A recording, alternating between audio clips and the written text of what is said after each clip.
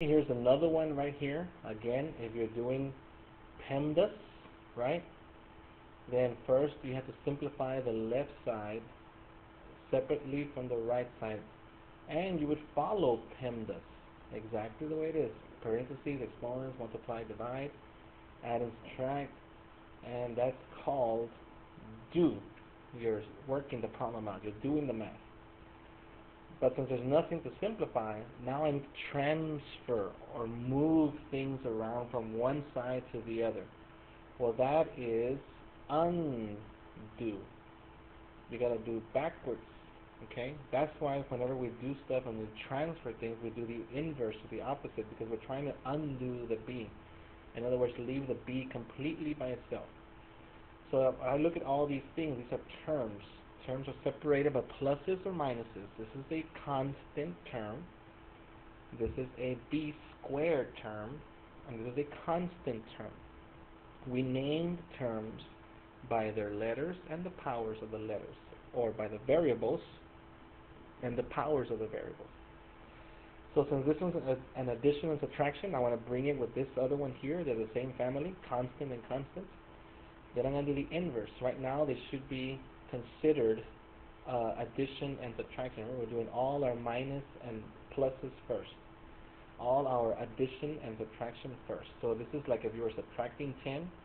So the inverse or the opposite of subtracting 10 would be adding 10, right? So we got to add the 10 to both sides. Okay? That leaves us with our negative 10b squared equal to negative 270. Remember, when they're opposite signs and you're adding and subtracting, if they're opposite signs, you subtract. You owe 280, you have 10. When you pay what you owe, you're still going to owe 270.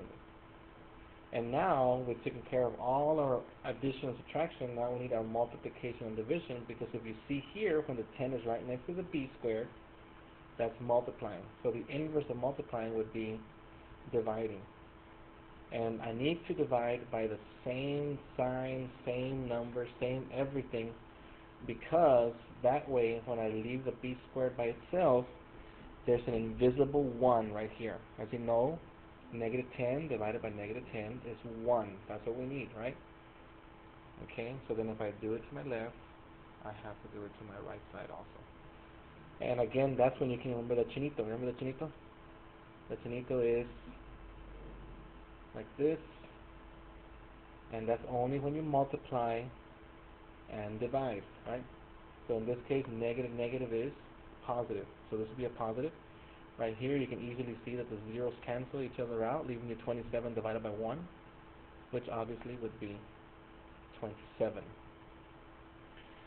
Okay, and then we still have to get rid of our exponents. We have an exponent of 2. So you have to remember, the inverse of the exponent of 2 is the square root. If this is the square, then this is the square root.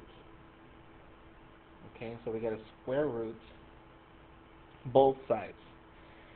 And if you recall, that cancels the square, but you have to consider the positive and the negative, right? So now we just got to take the 27 and we're going to simplify it. Give me two numbers that multiply to 27, but you're looking to break it down all the way until you get to the prime numbers. Well, here it'll be 3 times 9. And if you recall, 3 is a prime number. You remember the prime numbers? That's 2, 3, 5, 7, 11, 13, so on and so forth, right? Numbers that can only be divided by itself and 1. The 9 right here will be 3 times 3 is equal to 9. And I can close this branch, and I can close this branch, because both of these are prime numbers. And we're trying to get pairs again. The reason for that is because the square and the square root cancel each other out. So this would be the same thing as saying square root of 3 squared. That's the orange ones here. And then the green one would be square root of 3. So the only thing really that cancels out is this one. It's kind of like the square and the square root disappear. They just completely are gone. leaving you only the 3, right? And over here, we got square root of 3. And there's nothing else to do. We are completely done. B equals positive or negative 3 square root of 3. Again, always when you square root the sides, remember that when you square something, whether it's positive or negative, when you square it, it becomes positive. So that's what we consider the positive and the negative.